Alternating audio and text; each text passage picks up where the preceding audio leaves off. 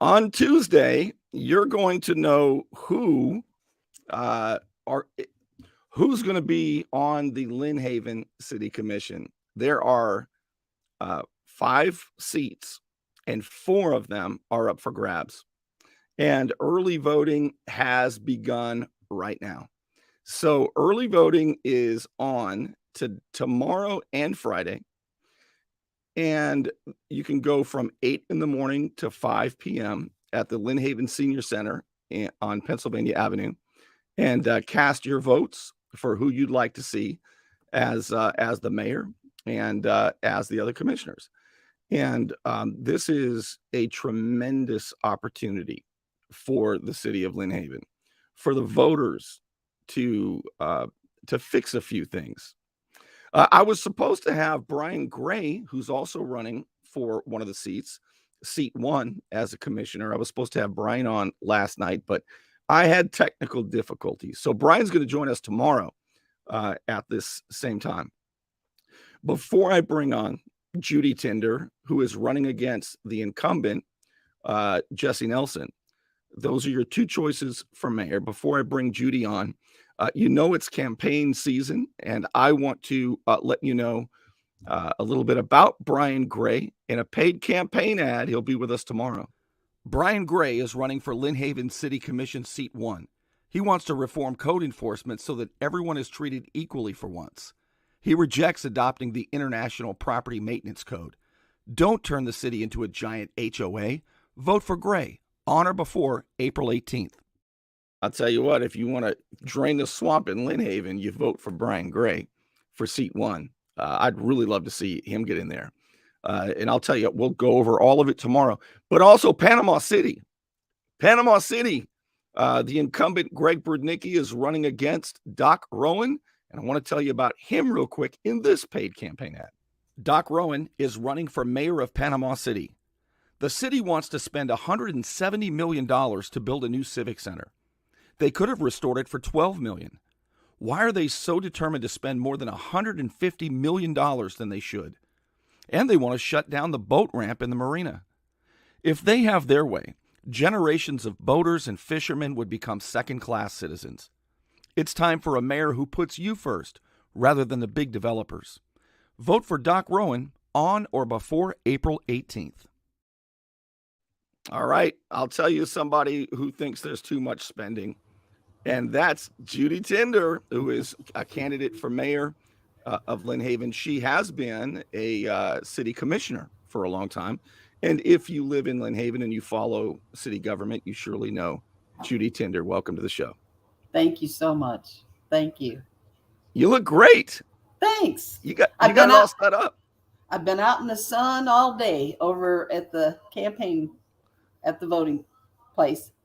That's right. If people want to go vote early tomorrow from 8 in the morning to 5 when it closes at the polls at the Senior Center in Lynn Haven, and they want to vote and they are not sure maybe who they want to vote for, they can come meet you and ask you. They sure can. They can come in and ask. They ask us questions all day long about different issues and share their concerns. Judy, tell us a little bit about, you've served a couple of terms already as a commissioner, I believe. Tell us about your time on the city commission and what you're most proud of and what your priorities are. Well, I actually was elected the first time in 2017, and I served the 4 years, and then I ran again, and I was elected again in 2021. I decided at this time to step down from the commission, and I had to do that before I could run for mayor. So I stepped down a couple months ago and put my hat in the ring for mayor. I think I can do great things for Lynn Haven. I'd like to give the city back to the people, and that has been my slogan since the beginning. Some of the housekeeping type things that I'd like to see take place, and of course, the mayor is nothing more than a fifth commissioner, and I really believe in that. I don't think there are any, they can't make first motions or anything without passing the gavel, but we have to have the cooperation of 3 out of 5. Nothing happens unless you have 3 out of 5 votes. But some of the housekeeping items I would like to see happen is the first thing I would like to do is to put public commentary back down to number 7 on the agenda. This has been a huge issue for the public because currently it is at number 3, right after the prayer and the pledge. And the people would like to see the commentary later on in the agenda so they can talk to and about the things that commissioners have reported that they have done and things of that nature. That's one of the things. I think it is crucial that we start sharing the kind of money that we spend and who we're giving it to. And I would like to see the accounts payable printed on the back of the agenda so that the public can ask questions. They can say who's getting this money and what's that for, because that is a very big item for them as well.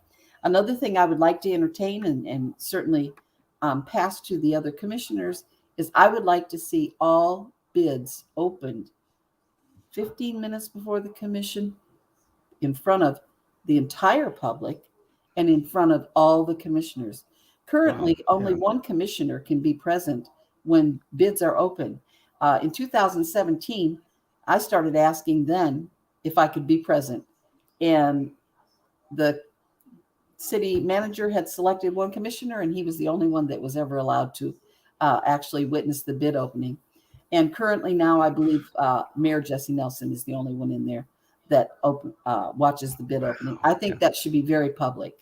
One of the other things is because we have 4 seats up for grabs, I think a forensic audit is absolutely necessary when this election takes place.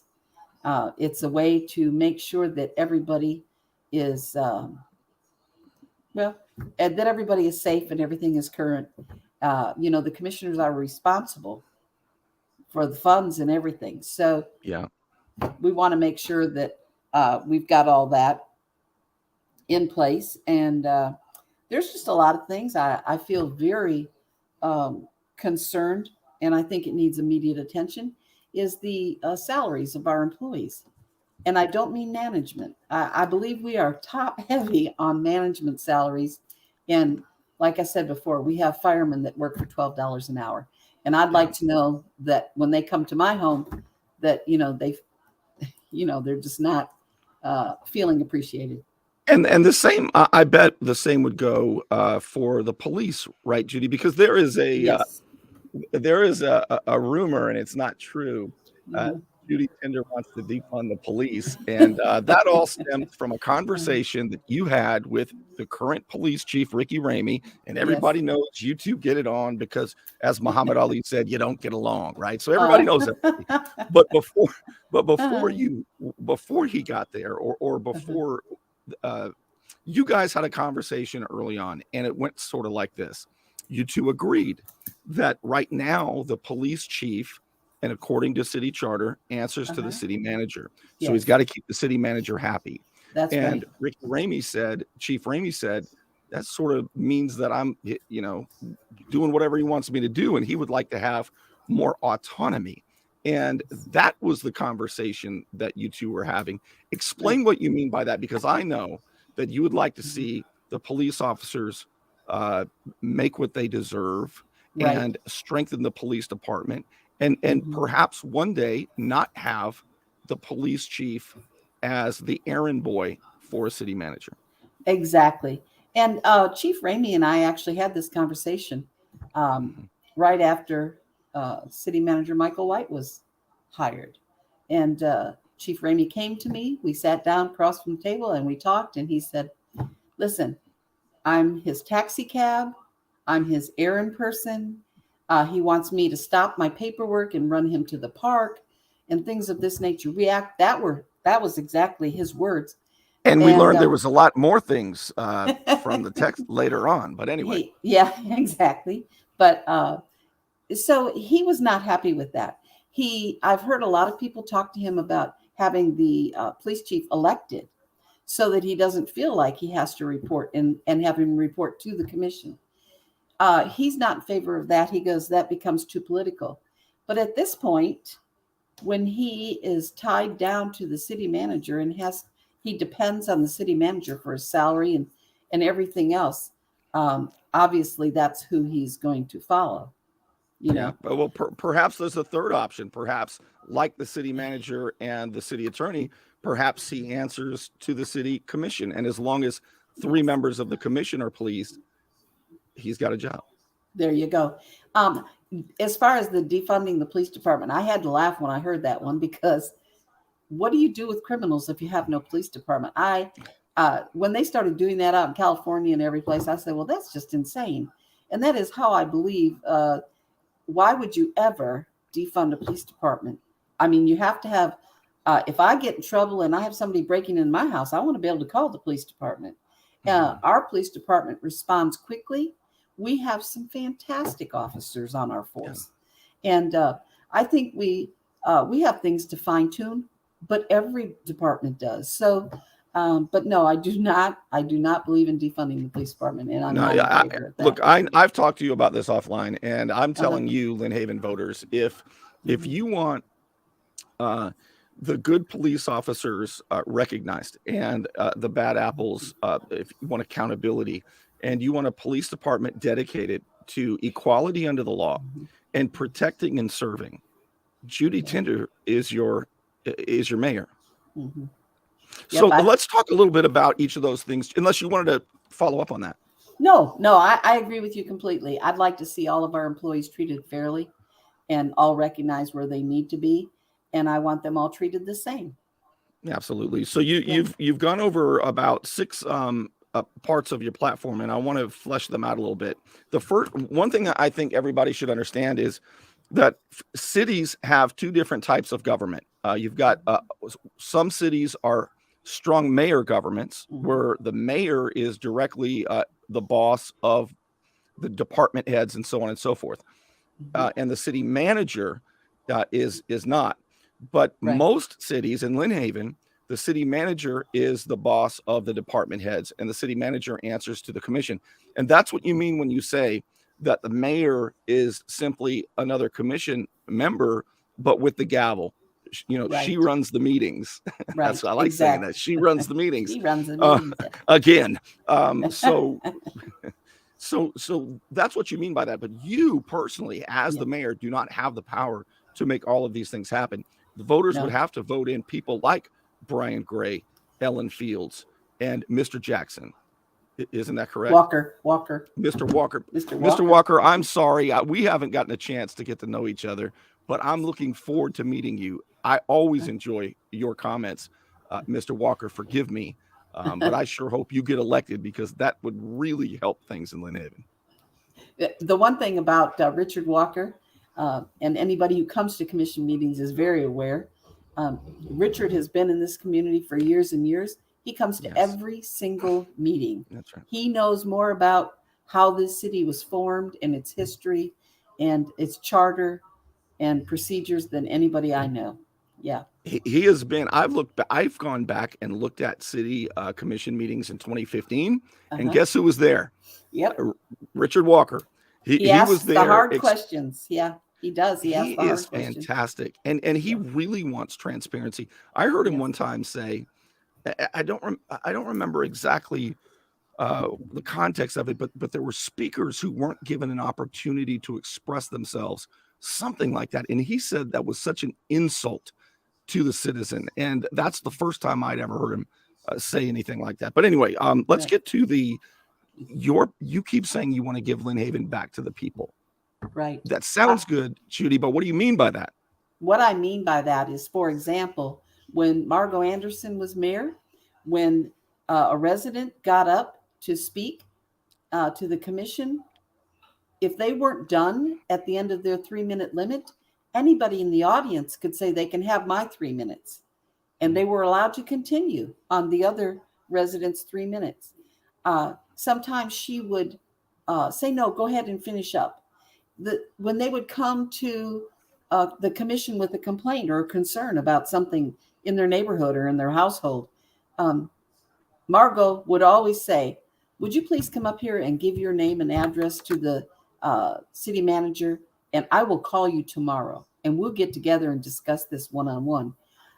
I have nothing but great respect for Margo Anderson, and I would love to uh,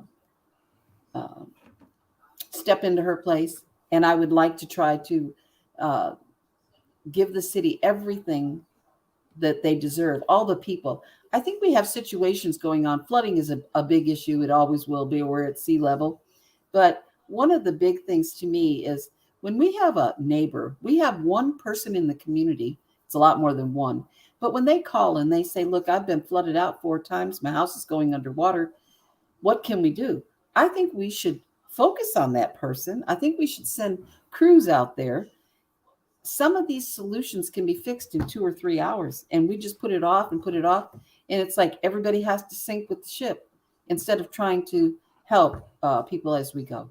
Well, the current format is horrendous, and they adopted it through Cole Davis, one of your city attorneys, Mhm. because he started this in 2017 or 2016, along with former Mayor Mike Thomas in Panama City Beach. And what they do is what the current mayor is doing is people can come up and talk as long as he approves of it. We've learned for 3 minutes, and if Yeah. you have questions, you don't get an answer. No. They say, thank you, we'll answer later if they ever get around to it. What you're saying is if a citizen has a question, answer it while the question's asked, right? Yes. Yes. We should have the knowledge. We should have the knowledge base to be able to answer questions like that. It's so And insulting. it is insulting. And the thing is, people seem to forget that we are there to serve the public. The residents, our the ones that were there to help. I mean, they're the boss. They're the boss, and I think we should be more service oriented in helping the public and helping them conquer their needs. Sometimes it's just a matter of sitting down with the person that can make it happen and pleading your case more than one way.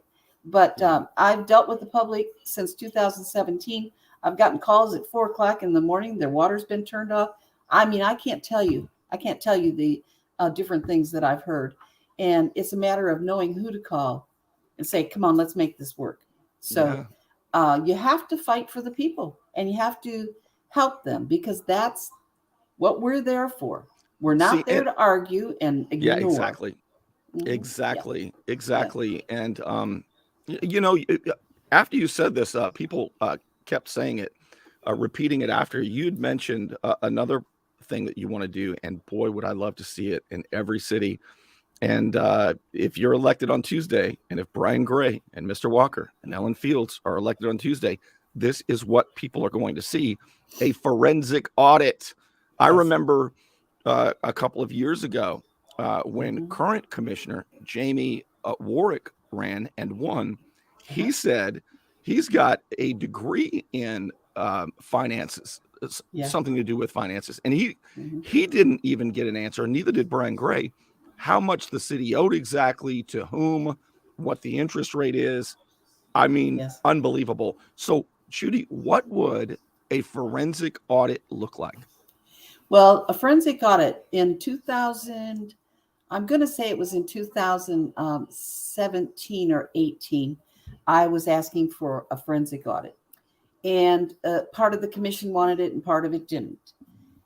Dan Russell, he was a commissioner at the time, and he said, I'd be willing to spend $100,000 on a forensic audit. And what it comes down to is you hire a company, uh, and obviously not one from town here that has ties to everybody that the construction companies and everybody that you do business with, but one from out of town. And they come in and they look over the books. They look over all the figures. They look where the money's at, where it came from, and where it's supposed to go. They look at different issues. Uh, I guess yesterday I was not at the meeting, but I was told that the financial director told the commission that next year they will need tens of millions of dollars for our water department. That was a real bombshell. So I'm going, They're setting up another assessment, or they're going to raise. Oh my mhm. goodness! Yes. But anyway, that's what I was told took place at yesterday's meeting. The other thing that the other thing that is real important to me is I don't think we should be on a time crunch for commission meetings. Now, when you go into a commission meeting, you feel like they got 30 minutes. They want it. They want it done because they've got other things to do. We're there for the community. We're there for the citizens, and I think we owe it to them to see where everything's at. Commission in 2017, before the current city manager took over, when we had a budget meeting, we all sat around a round table. The commissioners and the mayor all sat around a round table. We went through that budget line for line. Every single question was answered. The public was sitting right there as well. And when we were done discussing a certain section, the public was allowed to ask questions. I'm telling you, we have some amazingly smart residents in Lynn Haven. And when was this, Judy, that it was done that way? It was done that way when, believe it or not, when Joel Schubert was there and when Michael White took over. We sat and went line for line through the budget. Who was the mayor? That was when Margot was heading up things. Well, guess what? For the first time that I've seen, anyway, Mayor Margot Anderson has just commented she is watching the show now. Evening meetings would bring people back to the meetings in larger numbers. Yes. Hi, Mayor Anderson. Thank you for being here. So so you do agree with her? Oh, I agree. I agree with everything she implemented, that she said. Margot also used to have her phone sitting right in front of her at commission meetings. People could text her messages and ask her questions and things. And she would just simply announce, "Oh, I have a question here, such and such." And they would, she would relay that question to the commission. And the meeting now is at 4? Is it one morning meeting and one 4 p.m.? One meeting at 9 and then one at 5. Personally, I'd like to see evening meeting at 6:30 where people could go home. Most people work till 5, go home, have dinner, whatever, and come out to a meeting and be willing to sit and discuss things. I would love to hear what the public thinks.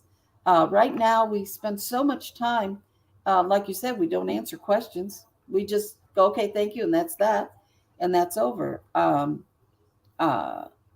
think right now we're also currently, and I hope the other commissioners will agree with me on this.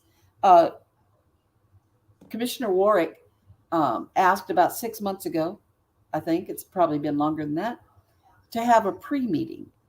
And we said we would try it out. I think some were for it and some were kind of against it, but we said, let's go ahead and try it out.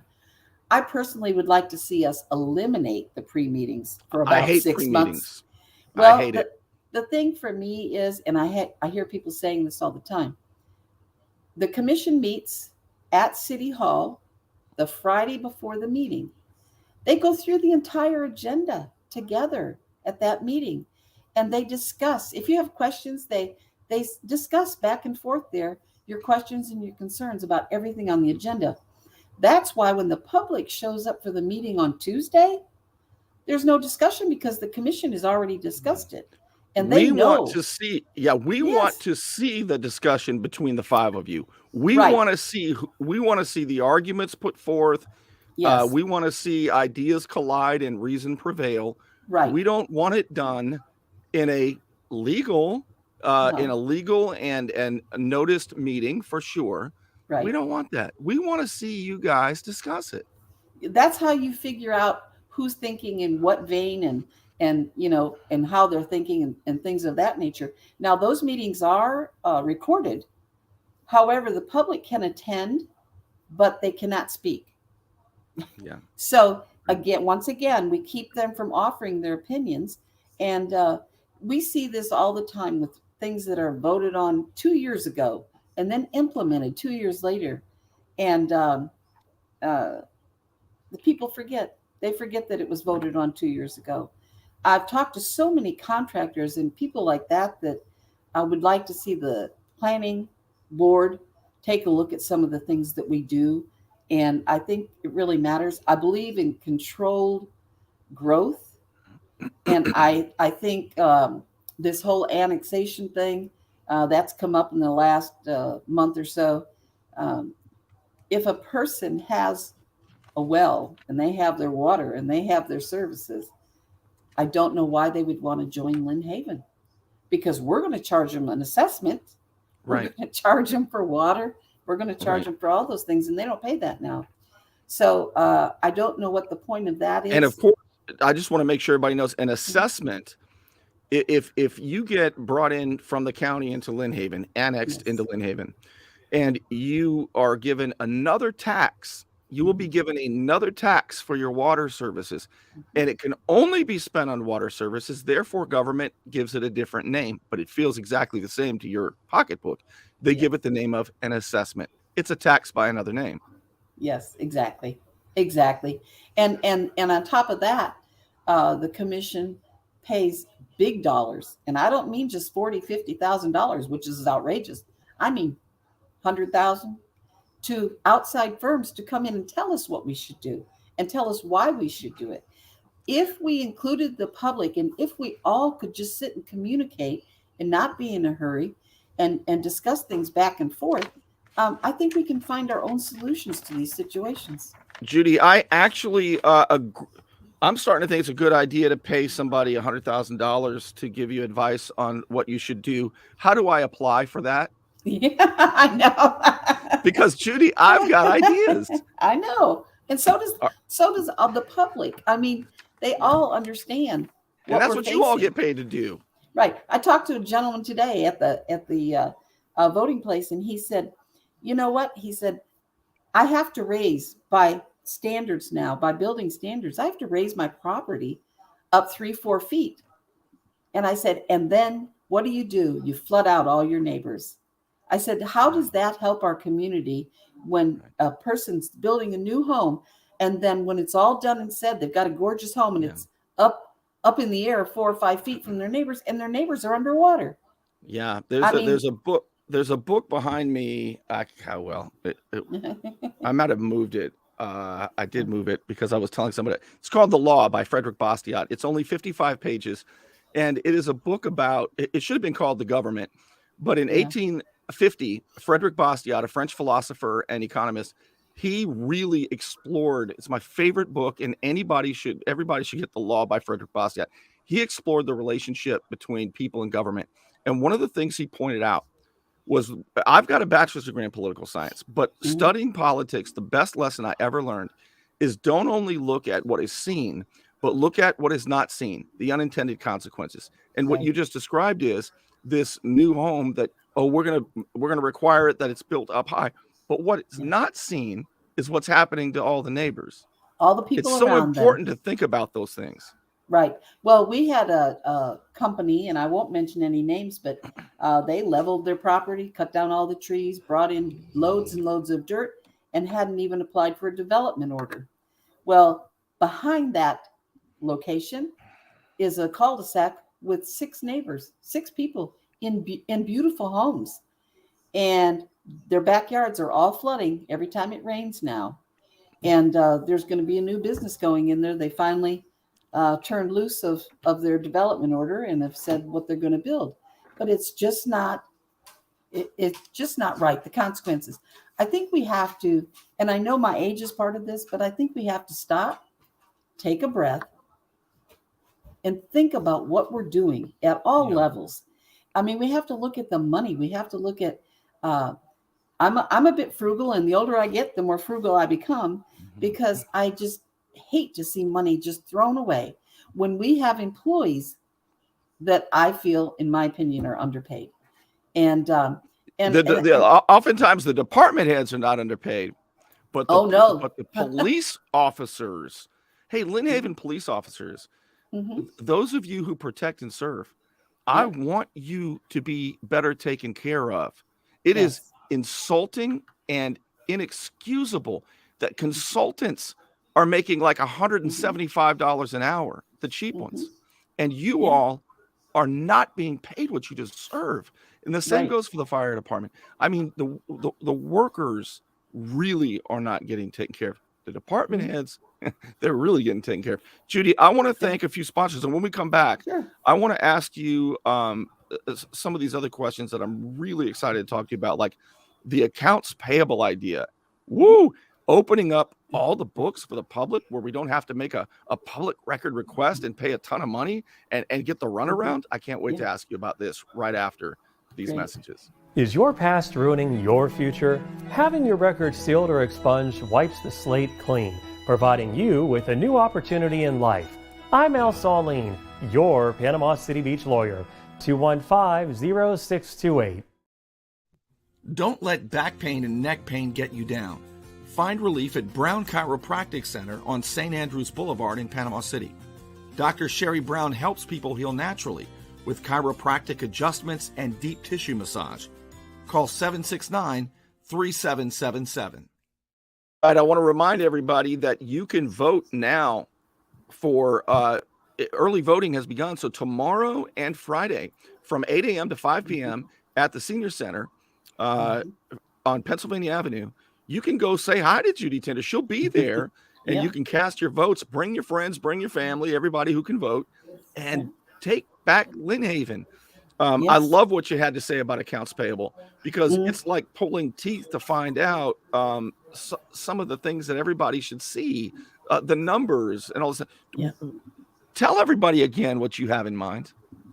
Well, I would like to see the accounts payable. They pay bills twice a month.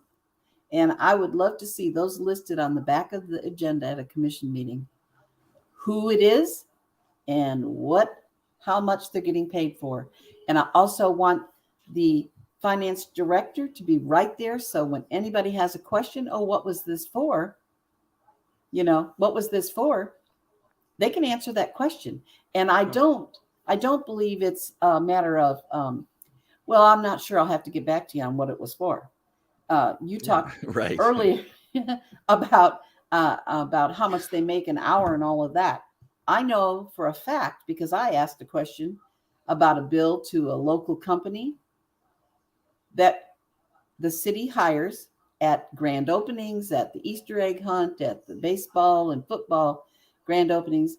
We pay a company $2,100 to walk on stilts, for one person to walk on stilts and two face painters, $2,100. That's $685 an hour. Oh my. I mean, who makes that kind of money? I want to learn how to walk on stilts. I don't know, but I'm looking on Amazon right now for stilts and face paint. I'm telling you, I can learn these things. So the idea, though, this is really important. So many times in meetings in Lynn Haven, the ones I'm most familiar with, Lynn Haven, Panama City Beach, you ask a very basic question that everybody up there, all 5 of you, know the answer to, about who got paid this much, how was it done, why so much? And the answer is, we'll get back to you. We don't answer questions right now. And you're saying we need to change all of that. We do. That's public information. These are municipal employees. They work in a government situation. Their salaries and all of that should be public information. And why not make it easy and have it right there for the public to ask questions instead of, like you said, and then they get backed up because they have so many people asking questions. If we were forthright and upfront, we wouldn't have all these questions. I went in 2016. I began going to the Panama City Beach City Council meetings when Mike Thomas was elected mayor, and I went up and I asked some questions. And this is right when Facebook Live began, and they did that to me. They said, "We don't answer questions here. We don't have a conversation here." And so I had to come back 2 weeks later and get the answer. And I had another question, and they said, "We don't answer questions tonight." So they thought that I would stop going. I went for 6-7 years. If they had answered the question that first meeting, Judy, I probably never would have gone back.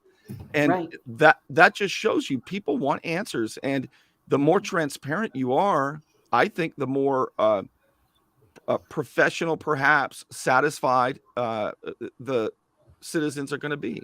Right, exactly. Well, nobody likes to be lied to. Nobody likes to be lied to. Or kept in the dark. Right. Or given half answers, because then that makes a red light go off and you go, whoa, what are they trying to keep from me? What are they trying to hide? And things of that nature. This is a terrible thing to say, probably, to even admit, but it's true. And that is that when I first was elected to the commission, I took everything, what they said. Oh, we're paying these people this, and we're paying these people that, and they are going to do this and that. And now when I hear a new name come up, oh yeah, they're going to make $80,000 doing this project for us. The first thing I do is go on and see who owns the company and who are they related to, and you start to delve into why are they getting this job? Why is that happening? That's why I think opening bids for contractors is important also, to do it in the public. What's the big secret? That was my next one. And this might be my favorite one. Oh my goodness. So right now, and there are a lot, state statute really directs the way that companies can bid for jobs, contracts often that the city will pay. But the envelopes, the sealed envelopes are opened in back offices with a few staff members. And at this point in time, right now it's Jesse Nelson, the current mayor, the city manager, if she wants to be there, the department head, however it's set up. What you're saying is, we're going to do it 15 minutes. We're going to all be there. It's a legal meeting. And before the meeting begins, everybody gets to see these envelopes opened up, and we get to see what the bids are and who actually wins in public. That is amazing. Right. I would love to see that. Right. And the other thing too, they have a scoring system where 3 people are selected that work at City Hall to score on different categories for a particular job. Now, I've had employees there tell me, well, heck, I'm a this or I'm a that. I have no idea what this is about. They don't understand what even the project is. And they are given that duty to score that company. I think, I just feel like there's a much better and healthier way to do it. And I think the people, it's their money, it's their tax money. And I get so tired of people using the excuse, oh, it didn't cost the city anything. FEMA paid for it.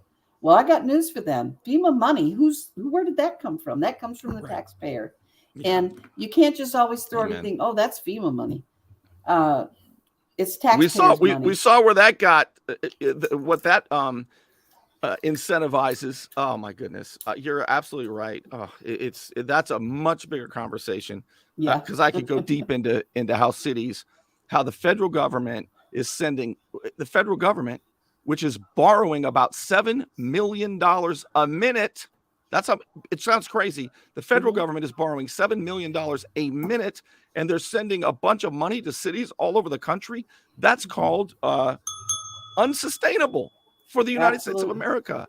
And I love that you're not just looking at it as only what it does to Lynn Haven, but what it does to these United States, to the country we love. Yep. I think we need to get back in time a little bit. We need to look out for our neighbor. We need to help. I have people come to me and they say, well, I know of one situation between a couple streets over there behind Walmart. 2 years ago, the city stepped in and said, we're going to sue you if you all don't move your back fences in. We need a little more width so that we can take care of this property. And almost every person who lived on both of these blocks had to move their fences in. Some had to move sheds. Some had to dig up trees, entire trees that were too close to the fence. Now they all did that. The city's been there one time in the last 2 years to even mow that patch of grass. Wow. And those people that live in that area spent thousands of dollars, and they did it under the threat of being sued. So if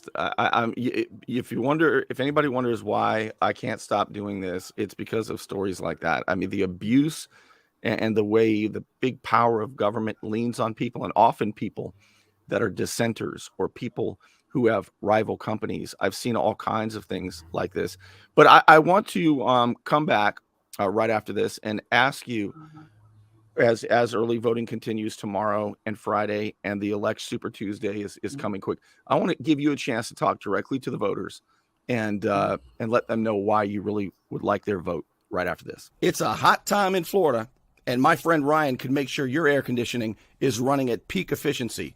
He could even install a new one built to a higher standard, American standard. Find out more at pcairrepair.com. You want to look good? You want to feel good? Little John's Big and Tall is where it's at. Right across the street from Sky's Pizza Pie, 5700 North Davis Highway. You can find out more online at littlejohnsbigandtall.com. He's also a member of the iTex trading community, where your iTex dollars are welcome. All right, Judy Tinder. You resigned your commission seat. You surprised everybody right before the deadline. And now the current mayor has a rival, and it's you. And you've been on the city commission.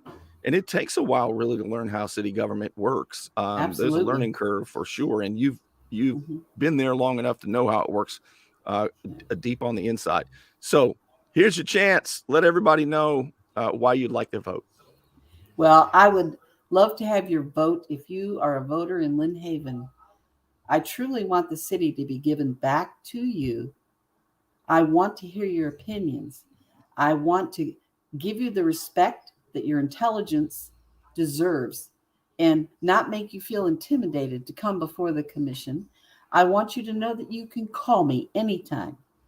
I will have appointments. I'll set up appointments. Come talk to me in the office. This is something we used to do.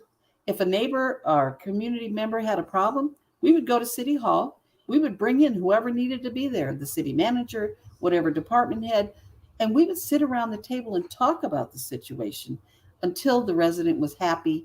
And if we couldn't find a solution that they weren't happy with, we always spent the time to talk to these folks.